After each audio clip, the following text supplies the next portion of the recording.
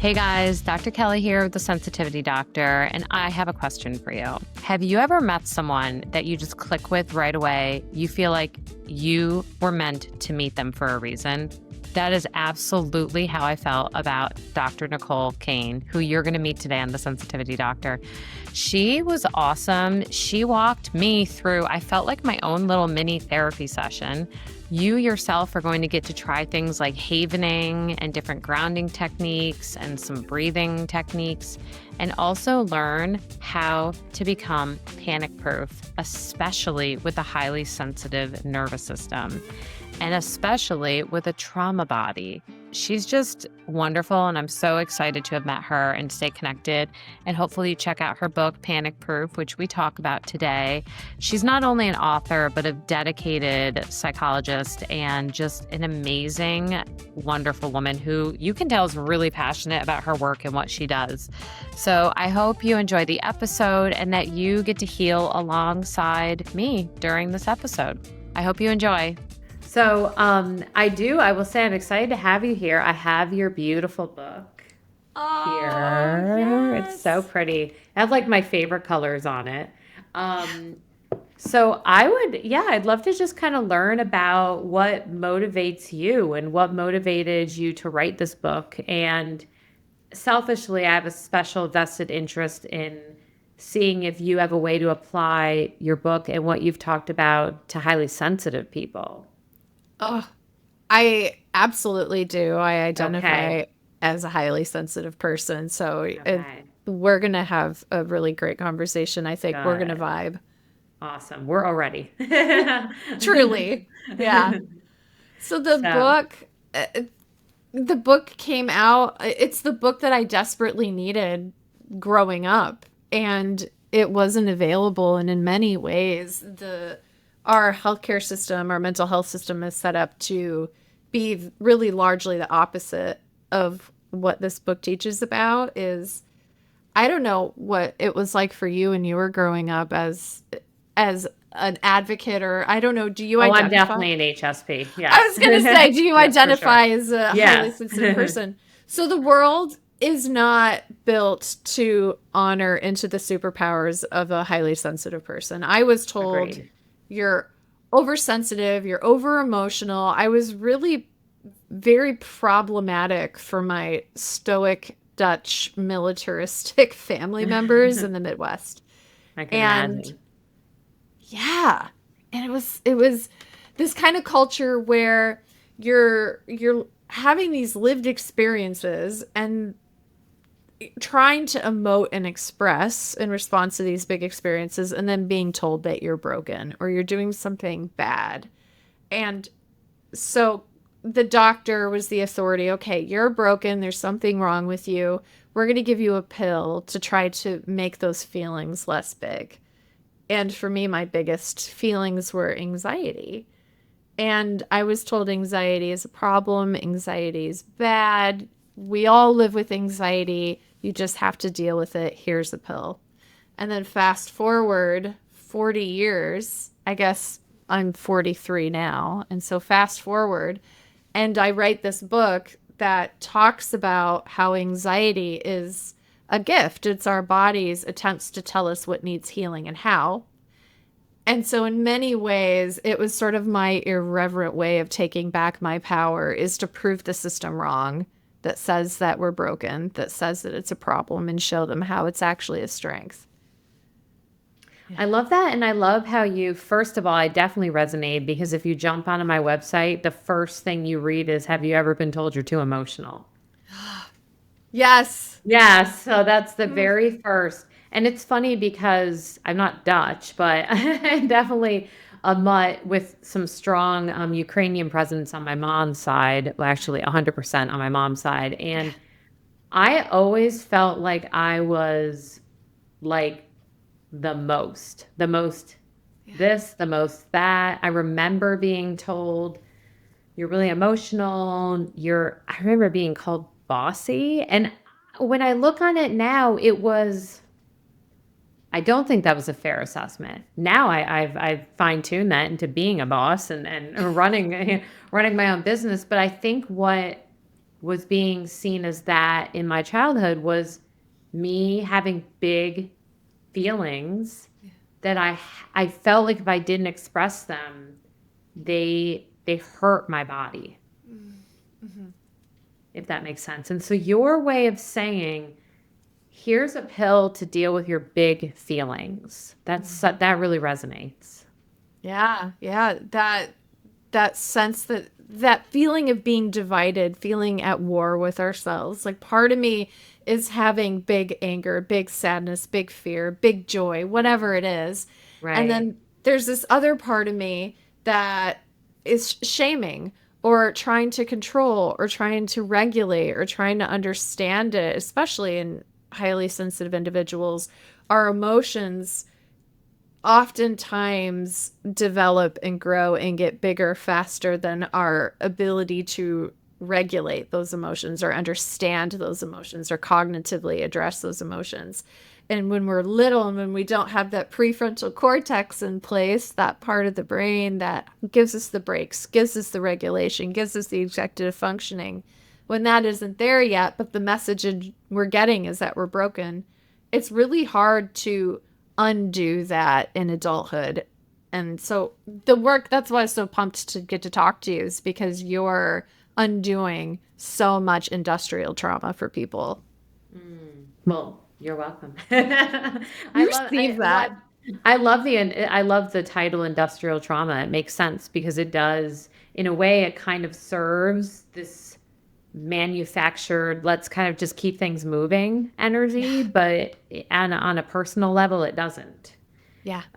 I like how you put it where it's that the feelings, and I resonate with that when I think back as a child. Like, I remember being worried about aging at the age of like 6. Like, Oh, is that landing for you? you see right through me. I was laying in bed, my friend. I was 12 years old, and I remember Uh-huh. laying in bed, and I'm 12 years old, and I'm my little twin size, little sweet little bed. I probably have like a big Uh-huh. stuffy bear. And I was like, I will never be this young again. I Yes, was and worried it feels about, crushing, yeah. What especially for an 6 year HSP old, kid. 12-year old has these kinds of thoughts and are riddled with the big fear? What do we do with that? Especially, I don't know how your parents were equipped. My parents were just like, oh, geez, get that girl some Lexapro. I don't know. I mean, Yeah. I think I got some mixed messaging. I definitely have family that was very empathic towards me. And I think that in one way informed me to want to share that with other people. And then I had other family that didn't say it was too much, but it was almost like because I was so highly sensitive, I was watching what other people did. And because you're not expressing how you feel about certain things, I probably shouldn't say how I'm feeling. It's almost like that deep empathy response where you're mirroring and modeling based on what you're seeing. Yeah. For those who are listening, I wonder if mirror neurons are something that's come across their docket before. Um, Dive in. yeah, I love thinking about mirror neurons, and so mirror neurons help us to empathize with other beings around us. And some people have fewer mirror neurons, and it's very difficult for them to attune, for them to connect. And then other people can actually suffer from too many or too prominent mirror neurons. Where one extreme example, I think Oliver Sacks wrote about this, is somebody who has mirror neuron dysfunction can look at a light pole and they can start feeling that they're tall and narrow and rigid and like they're actually the Whoa. light pole. And so when we look at that continuum and that experience, it can help us understand how other people may connect more deeply. If Right. I see you feeling sad, I might feel sad. And someone may say, oh, well, you have codependency. Well, it could be that my ability through my mirror neurons to attune is just really tuned up. I like that you brought up the codependency reference there because I do think that gets confused quite often because for example, I have this kind of humorous but very serious boundary with my husband where I tell him if you have like a low hanging fruit headache, like something that you can just deal with a little rest and some ibuprofen, please don't tell me. I'm not trying to be mean, but I'm like, just take care of yourself, ask for a break, go take your ibuprofen, drink some water, do what you got to do to take care of yourself. Yeah. But if you start harping on the pain you're experiencing, I will quite literally get a headache with you. Yeah. Yeah. You regulate off of you that level of empathy Right. such that you can start to embody that. I resonate with Right. that too. I feel like we have a lot in common in this I conversation. do It's too. amazing. My But the husband, codependency piece would be more so, don't you think, if you felt that and then you felt like, oh, but I can't set that boundary because that might hurt their feelings. I don't want, that's where I feel like that takes it to the next level. where there are specific requirements that we set for ourselves or that we can't set for ourselves. I think that's really key. And we can't solve a problem that we don't know that we have. True. And I think relabeling and reframing and really looking at our lived experience as it relates to being human and what is that spectrum of where I feel the personal sense of power and this is my superpower versus where is this draining my sense of power and agency and I'm suffering as a result of Yeah. it. And so you Right. figured out ways to do that where if he is like a really big thing that you need to know about, you want to know about it. Of course. But those little things, you're like, Yeah. I know my tendency. Please just like you regulate yourself, sir. Take in a leave, drink some water. Yes. And I think that's empowering because you know yourself and you know where that headache you're experiencing may be coming from. I think that's brilliant. Right. And I think that's something I definitely try to encourage everyone I work with, but the people listening too, like it's okay to do that. It's not just okay, it's in a way it's a compassion cycle because if you're showing compassion to yourself, you will be able to show up more for them when it's really needed. So the question that's coming up for me, which is I think kind of the magic and panic proof and the kind of work that you do, is what is that an adaptation to? Because we inherit these abilities, we inherit these traits.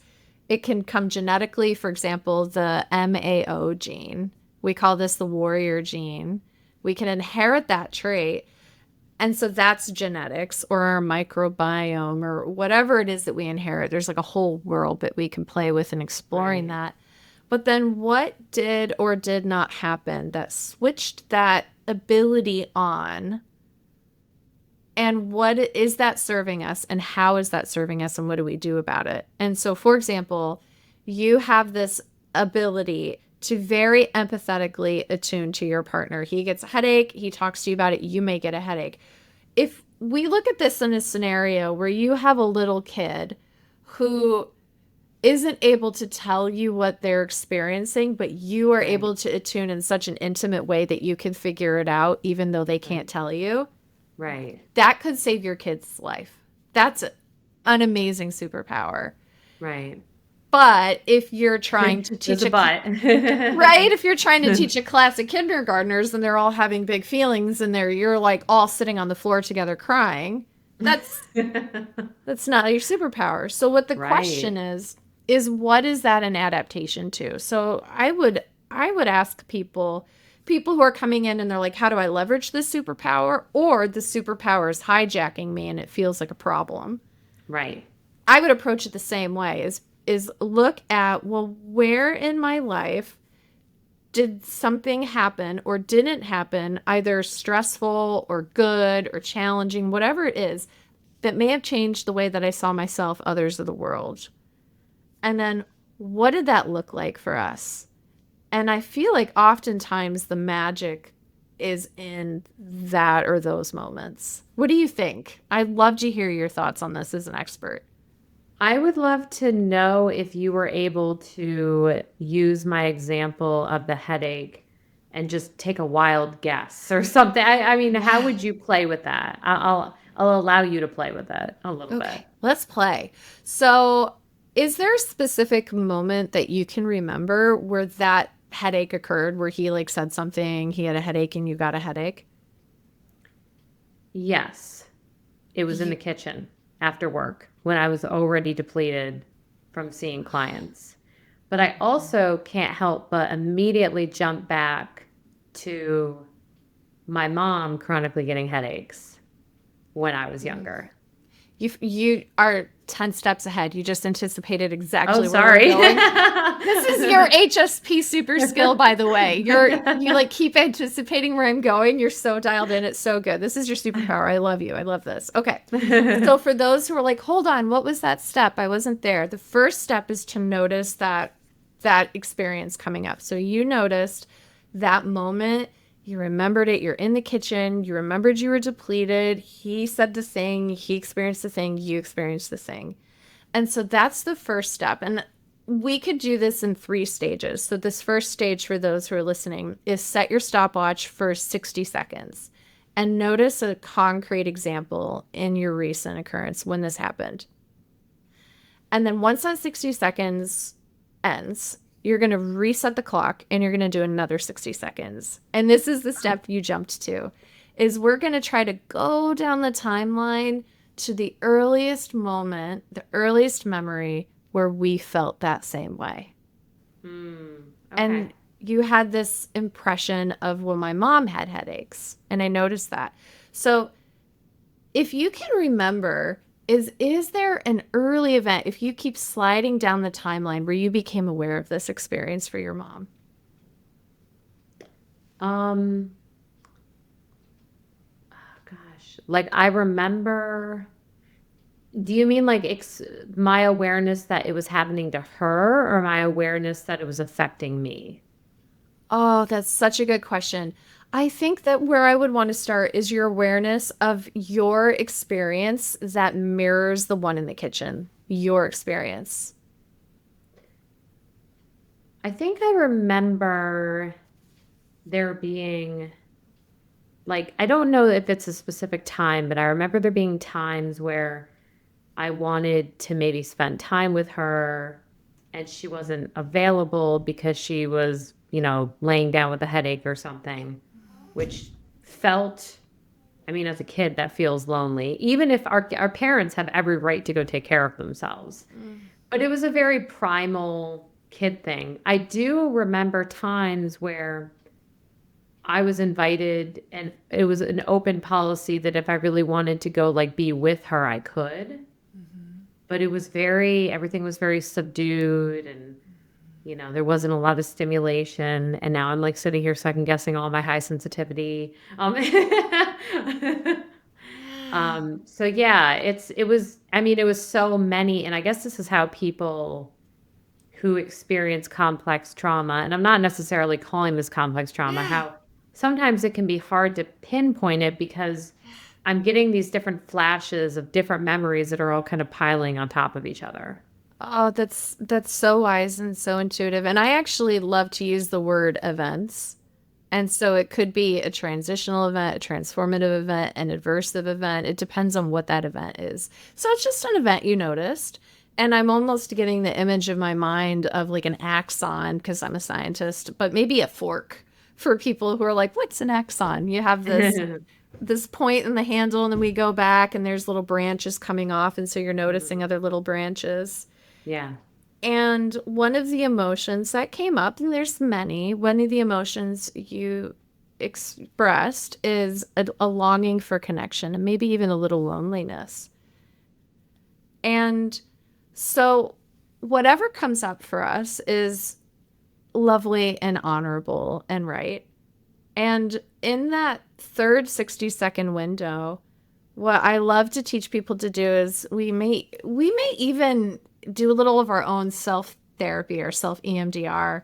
And if people even feel comfy doing it, is they could do a butterfly hug and they could tap left and right on their shoulders, or they could do I'm doing a gesture for those who are listening to the audio file. I love that. Yeah, we get this from havening, right? So you're kind of dusting your palms off left and right. And this grounds the body in the moment while we're activating a particular memory network, whether it's good and beautiful or whether it feels a little bit hard, whatever it is. It's just a part of our story. And we imagine that self or those selves. And what does that self need us to know? So in that third 60-second window is we allow that self to tell us, what is it that I need you to know, adult self? And what is it that self needs from you as an adult? And that may be anything. So as I say that, is there anything coming up for you? Oh, yeah. I mean, it's not my job to fix other people's pain. So it's not my job to fix other people's pain. And so what you might say is, my dear young one, my dear little part, I hear you. I honor you. You have so much wisdom. And thank you so much for helping me and giving me this gift. And we're going to stay highly sensitive. And also, we're going to remember that it's not my job to fix everybody's pain. And this is the last part that I think is really the most magical part, is that you can imagine that little self, and you can imagine going to her and giving her that company that she wanted, that person to play with and be with. And then that responsibility that she's been carrying, I always like to imagine it's a backpack that they're kind of carrying around that's heavy. Yeah. And maybe even in that last 60 seconds is asking them to set down the backpack and let you be the superhero, and they get to be a kid. And so you can do a visualization. You can imagine them sitting on the backpack, loving on them. And then when that 60-second alarm goes off, then you can be done. And it's 3 minutes. And it's a way to find out why we feel the way we feel, how to heal our little selves, so that if you decide that you want to connect with your husband without getting a headache when he has a headache, you can choose to. But you could also choose to remain that empathetic, dialed-in connection so that you can take care of him from your personal sense of an outpouring, as opposed to like, please don't tell me because I don't know. I love that. I mean, you really, because there's really not always the convenient time to say, don't tell me. Sometimes we just know. I mean, if you're a parent, you can't tell your child, don't tell me you're in pain. Yeah. That's a different relationship. I would never tell my child, Yes. don't tell me you're in pain. And I really wouldn't ever want to tell him to tell me not to tell me he's in pain. I think we should really encourage, especially men, to True. express themselves and to have all the feelings. I'm a strong proponent of that. Yeah. I think it's the triggering of the history of what a headache means to me. Maybe I might have to call you for therapy. I like feel it in my body. You are so wise. And I know I keep using the language of superhero, perhaps because I haven't found a good synonym at the moment, but I so honor that gift and that skill. And that's from an empowered model that really truly is the naturopathic model, is that our minds, our bodies, our nervous systems, our spirits, our souls, all of that makes us human is here in its beautiful wisdom. And we're adapting to everything that is and is not happening. And we get to use that information to help us become even better for ourselves and our family. So I love that. Thank you for being vulnerable in that way. I so see Yeah, you. I mean, I can feel that. Like, I can feel that in my heart, and I appreciate that. And you said havening. I've heard of it before. It's so interesting. I bet a lot of people don't know what it is. Can you tell them Yes. just briefly how they can use it to help themselves? Because if you were watching the video, you could see a little bit of what you were doing and or hear the soothing ASMR we were providing with your hands. But what is havening, and is that something that would help sensitive people not feel anxiety and panic as strongly? This is such a great tool for honestly all ages. I've taught a lot of kids havening, and it's so great. So this is a resource that we can all use, and it's a 2-step process. The first step is we notice the yucky feeling that we want to relieve. And so, of course, I love talking about panic and anxiety, but this could be for any yucky feeling. And so in step 1, we notice the yuckiness for about 10 to 20 seconds, especially if we can pull it up in our bodies. oh, like I feel that. I feel like a heaviness in my chest or chest Yeah. anxiety, or I feel butterflies in my stomach. I've got anxiety or my muscles are tight. Whatever it is, you notice it for 10 to 20 seconds. And that's part one. Part two have two components to it. So part one, we just noticed. Part two, two components. In part Okay. two, we are going to activate prefrontal cortex. We've activated in step one the amygdala, the body. We've pulled up all of that. We want to create a roadmap to prefrontal cortex. That's the part of our brain that is adult, it's logical, it's executive, it's the I'm going to lift a car off of a baby. Like we just do it, right? That's Yeah. our badass powerful part. So how do we do that? So the first thing that we do is we ground the body in touch, and I love touch that I'm crosses gonna the try with you. I'll midline. just have to move my microphone. We're going to Okay. ASMR together. Yeah. So the first one that I was demonstrating is really easy. We just can dust off our palms, just like we're wiping fingers down to palms, left and right. And we do this the It feels whole, good. it's so nice. I love the Yeah. feeling on the pads of my fingers and the palms. Another way that we could do it that some people like is you dust the dust off of your shoulders. So Okay. my right hand is dusting my left shoulder, my left hand is dusting my right shoulder, and we can do that. The one that the clinical research has done the most on is I have bangs, so I don't really like this one as much. It messes up I my have like a bangs. side bang, but You yeah. could do one side is Yeah. you take the tips of your fingers in the center of your forehead and you just gently drag them down your Oh, I cheeks and your like that chin. one. This is like if we had a really good caretaker that would just stroke our faces when we're sad or Oh, I scared. love that one. Yeah, so it's so good. So what we might do is we might close our eyes and continue the one that we like, the face. That sounds like a good one for you. And then we're going to spend in the havening in step two, we're going to do this. We're going to spend 2 to 4 minutes, really however much time it takes. And we're going to do logical exercises because the logical brain wakes up when we do logical exercises. So what we might do is have people do basic math, like count from 40 to 0 by twos. Oh boy, that stresses me out. Just kidding. I know. When I hear numbers, I'm like, oh, yikes. I But should do still, that. something that's a little grounding, and then you're counting, for example. Exactly. Or you could say your ABCs. Or Okay. you can have somebody, you say, you can have 10 things at your favorite store. Imagine walking into the store and tell me what you get. Anything that Okay. will get them thinking, Gotcha. Okay. right? So you're going to do a few of those things. So like 3 to 4 minutes worth. And that's going to wake up logical brain. And then you're going to rest your hands. You're going to take a breath and you're going to go back to the first step. And that's back to the yucky and notice how it's different. You notice that for 10 to 20 seconds and it will be different. After 10 to Okay. 20 seconds, you go back to the touch and the math and the ABCs and the shopping. You do that for 3 to 4 minutes. And you're going to repeat this exercise for maybe Uh-huh. 10 minutes. And you might notice that as you go back and forth, that yuck changes. It gets less. It may feel less activated. It may feel like it's through a fog. You might even notice that a positive thought comes. Like, I feel like I got this. And so then you might even say, I got this, and just repeat that out loud while you do the palms or the face or the shoulders. And that is the quick summary of how to do havening. Right. That was relaxing, except for the backwards math. Just kidding. Truly. um, I'm with you. I was shopping. Um, a couple questions about that.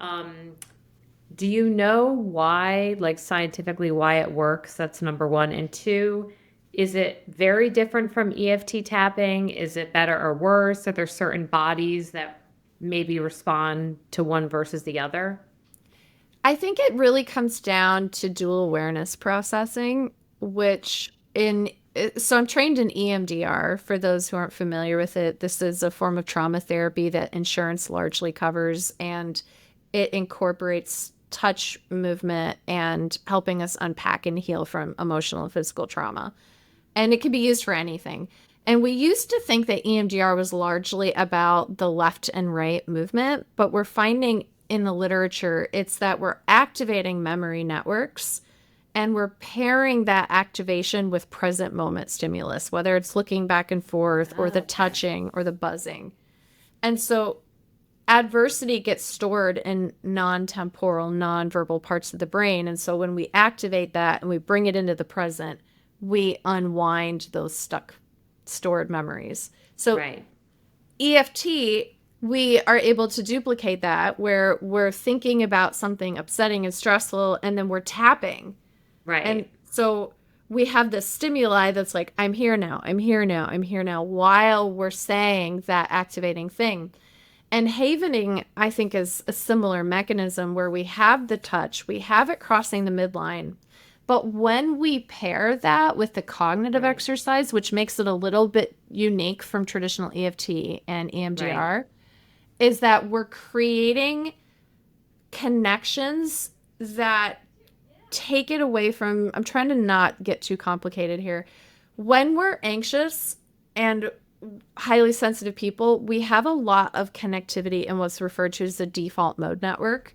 Right. And these are parts of the brain that are very autopilot, self referential, ruminative, dissociative. And that's our amygdala, our emotional processing part of the brain, is really default mode network. And so we activate that with the feeling the yuck. And then we create a literal synaptic connection, a road to executive control network. That's your logical brain. That's your executive team. That's the math part.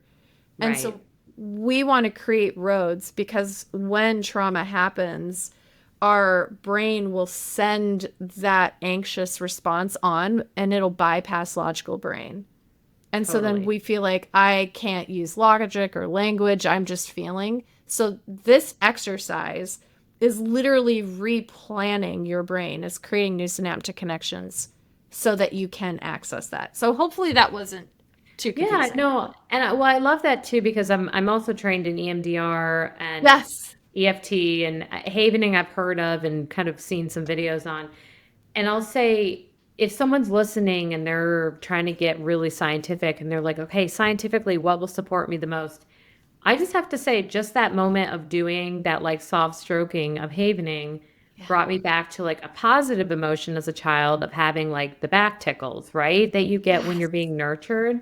And I can almost see for me how it's like maybe it's just about which one brings you the most comfort. Yes.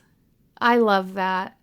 I didn't have that as a kid. And so I think that that's actually something to lean into. So for me, it feels kind of uncomfortable, but then that might be a way to activate the yuck. And That's a then good this might be the soothing for someone else and it might be the yuck for a different person. the research shows that your experience is much more typical. And so that's what they generally recommend. And so for somebody who may have an atypical experience, like I feel like I'm often atypical, which is so fun.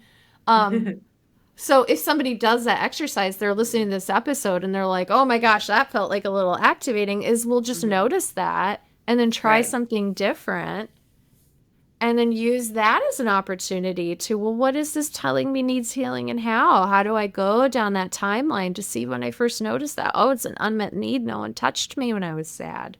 Right. And so I honor that. I like it too because it reminds me a little bit of in somatic work where you do the pendulation, where you go from Yeah. the yuck to the grounding to the yuck to the grounding. And it sounds like here, Yeah. the grounding is something pragmatic, like shopping in a store or doing math or your ABCs or whatever it is. So I love that. Yeah. So would you say that's a big part of the bulk of what you offer when you're trying to help someone become panic proof? And like, what does that mean to you?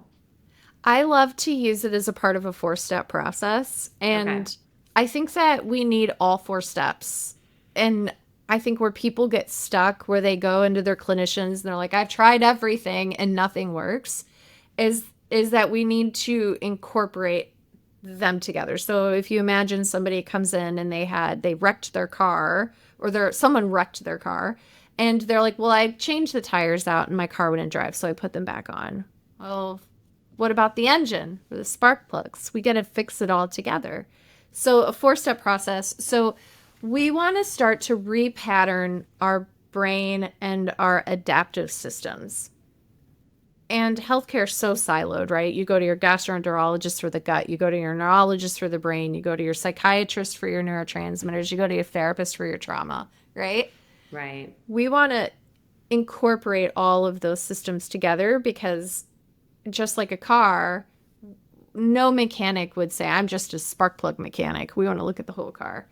Right. And so the first step in reprogramming is we always ground into the body. Like you were saying, the somatic work, anything that grounds us into the body, we want, because if that's not onboarded, then our higher levels aren't going to work. Our logical brain isn't going to work. So that would be touch, taste, temperature, scent, fidgets, oils, like all those things that get us in the body.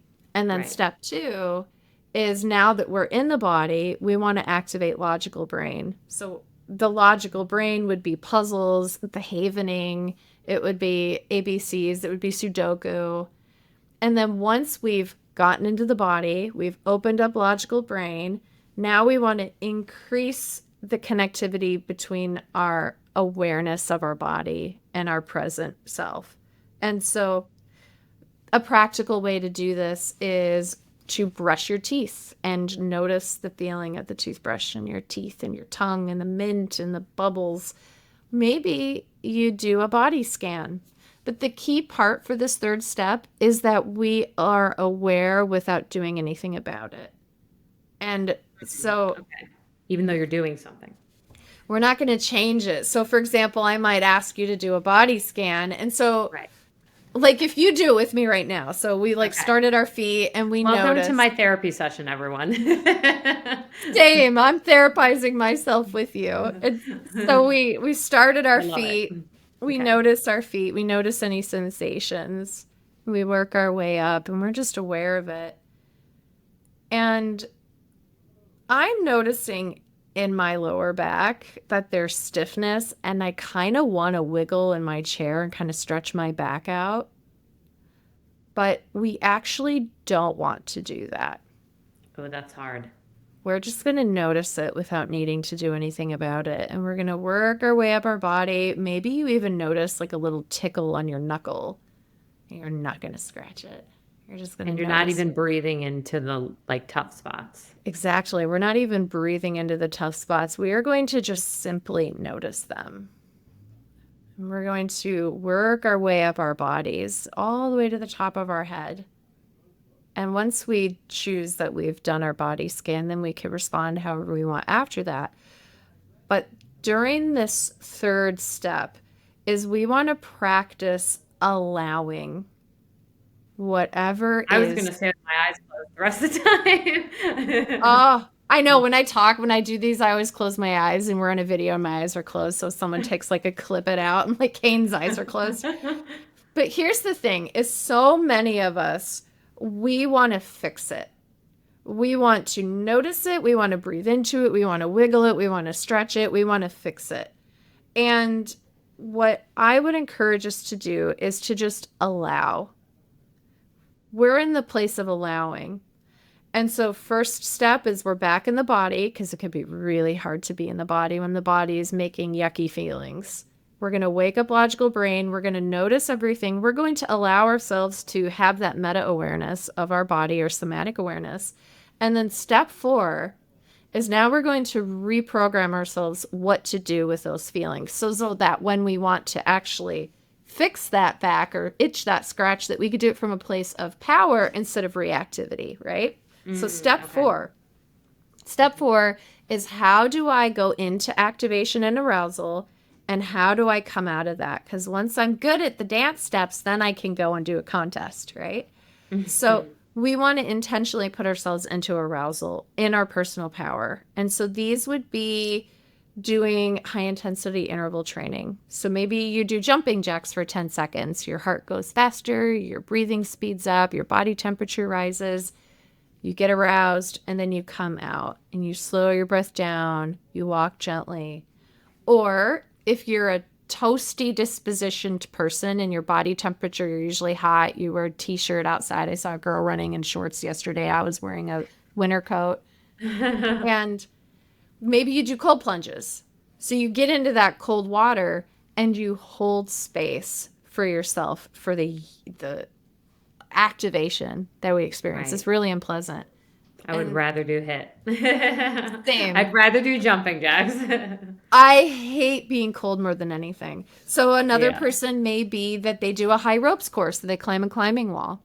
Things that are objectively activating, but we choose when we go in and when we go out. Because if we practice, I'm in my body, I'm logically present, I'm noticing my body, and I'm holding space for my body. When I want to do something like the havening, and my husband has a headache, or somebody just tried to T-bone me in traffic, or I just got an email and I screwed something up, or I have a deadline, or I have a flight.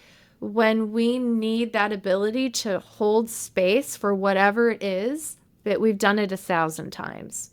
Because what we deny will amplify and what we resist will persist. And so we have to practice allowing our body to inform us about what needs healing and how, and not always try to cope ourselves out of it, because then we're missing an opportunity for the deeper healing. We want to be in that. Right. And then allow that to inform us.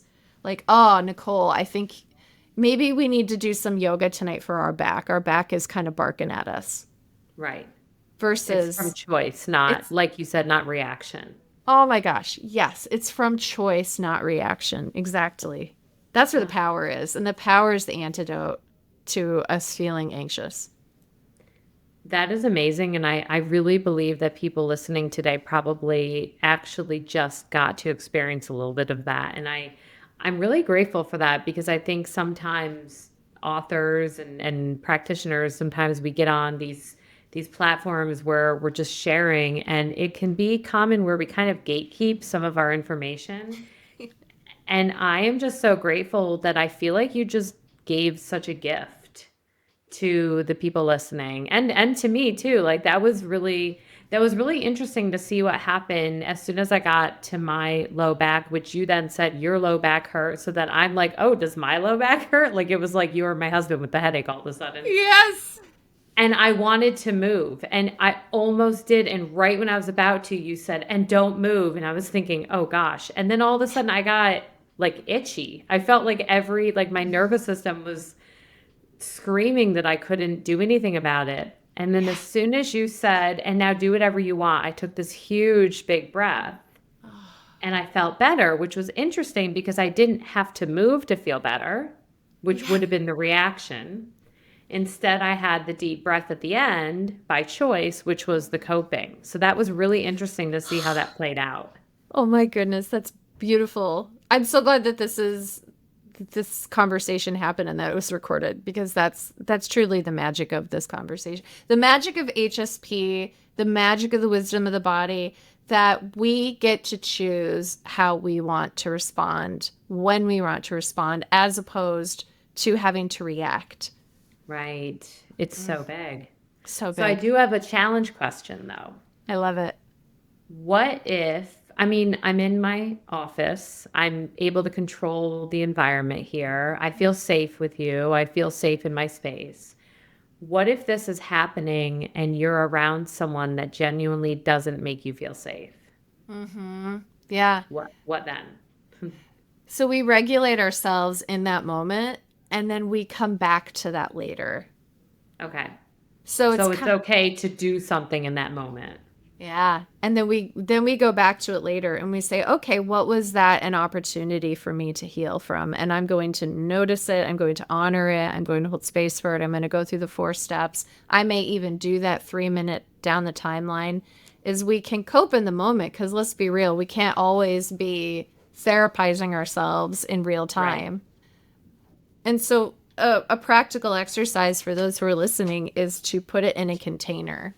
And so like, okay, I notice this. I acknowledge this. Okay, I feel that drop in my gut. I feel that restlessness or need to move my back. And I'm going to imagine putting that into a protective container, and I promise that I will set aside time during my self-care time to pull that back out and look at it and haven it or whatever I do.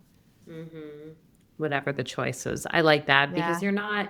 you're also not dissociating from it or avoiding it or Yeah. pretending it doesn't exist, Yeah. which I think can be really problematic when people say, well, I just ignore it and it goes away. It doesn't go away. It doesn't. It doesn't. It just shows up at inopportune times, in opportune ways.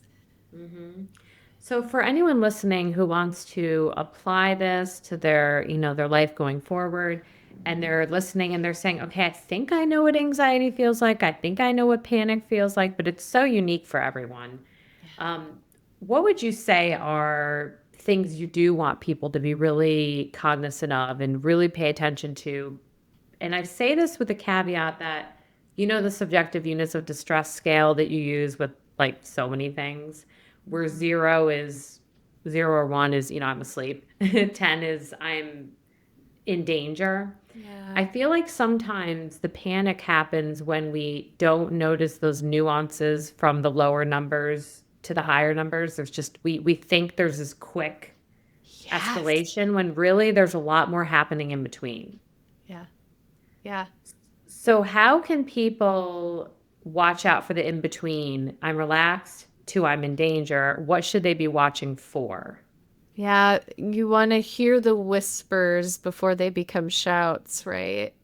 And so I think that setting aside 5 or 10 minutes a day to do those 4 steps will help you attune without needing to react to, but just you're dialed in and you're noticing and you're aware and you can do that healing work.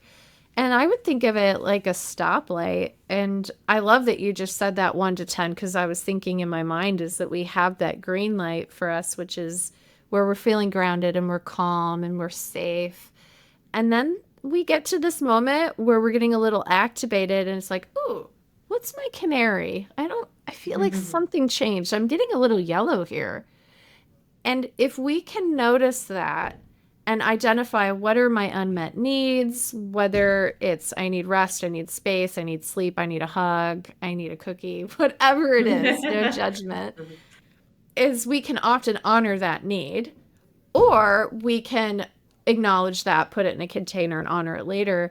But if we don't notice that, maybe it's like a little stiffness in our neck, or maybe it's a little irritability at being interrupted, or feeling like we're holding our breath or we're clenching our jaw. We'll go into yellow, which is that middle to moderate kind of activation. And for everybody, it's different. And if that continues to escalate and that cause or those causes aren't being eliminated, we'll go into the red zone sometimes. And that's more the crisis that we were talking about. And so for those that are like, oh, how do I do this? I have a worksheet inside of the book where you can learn your stoplight strategies. What are your signs that you're getting a little activated? How does it show up in your mind, your body, and your thoughts? And what can you do about it, practically speaking, to soothe yourself or to alchemize that into data that you deal with later intentionally? So really it's even if you don't have the time to do all the steps, you really have to be paying attention and saying anxiety is no good. I need to medicate it. It needs to be eradicated. Doesn't give us the chance to do any of that. Yeah, yeah. And then we end up having, well, hopefully it doesn't happen to you listening. For me, it ended up in an epic meltdown. And lots of pharmaceuticals like benzos and antidepressants and sleep aids and lots of despair, lots of therapy, and really having to unpack all of the programming that I had inherited and reprogramming that and doing the work to listen to my anxiety and letting it inform me about how to heal.